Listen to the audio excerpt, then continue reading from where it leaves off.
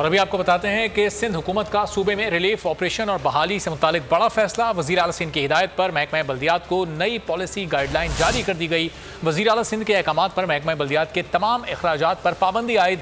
Fund सिर्फ सैलाब ज़दा अजला में रिलीफ ऑपरेशन और बहाली के लिए मुख्तस कर दिए गए। सूबे के तमाम बल्दियाती इदारों को तनख्वाहों, तेल और यूटिलिटी बिल्स के अलावा तमाम अखराजात रोकने का हुक्म दे दिया गया है। यह बड़ा फैसला सिंध हुकूमत ने किया है। जो भी इस वक्त सैलाब मुतासरीन हैं उनकी मदद के लिए ये किया गया है और वज़ीर आला सिंध की हिदायत पर महकमा बल्दियात को नई पॉलिसी गाइडलाइन जारी की गई हैं।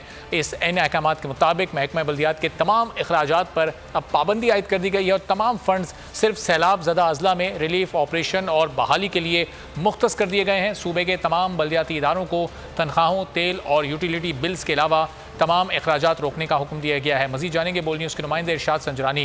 इरशाद, क्या डिटेल्स हैं आपके पास सिंध हुकूमत के इस अहम फैसले की? बिल्कुल अरबाब, ये सिंध हुकूमत का अहम फैसला सामने आया है और सिंध में जो सैलाबी सूरत हाल है उसमें रिलीफ और जो रेस्क्यू ऑपरेशन के तहत जो है ये बड़ा फैसला किया गया है। महकमे बल्दियात में जो है तमाम फंड्स पर दीगर जो अखराजात के लिए पाबंदी आयद कर दी गई है। वज़ीर आला सिंध मुराद अली शाह की हिदायत पर जो है नई पॉलिसी गाइडलाइन जो जारी की गई है। महकमे बल्दियात के हुकाम को कहा गया कि सिर्फ ऑपरेशन और रेस्क्यू के लिए जो फंड मुख्तस किए गए हैं और तमाम तरक्याती फंड भी रोके गए हैं और तनख्वाहें और फ्यूल। ठीक है इरशाद, बहुत शुक्रिया। इस बारे में आपसे मजीद भी जानते रहेंगे।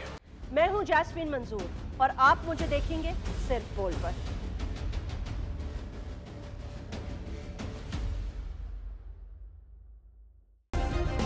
सब्सक्राइब करें और बेल दबाएं ताकि कोई खबर रह न जाए।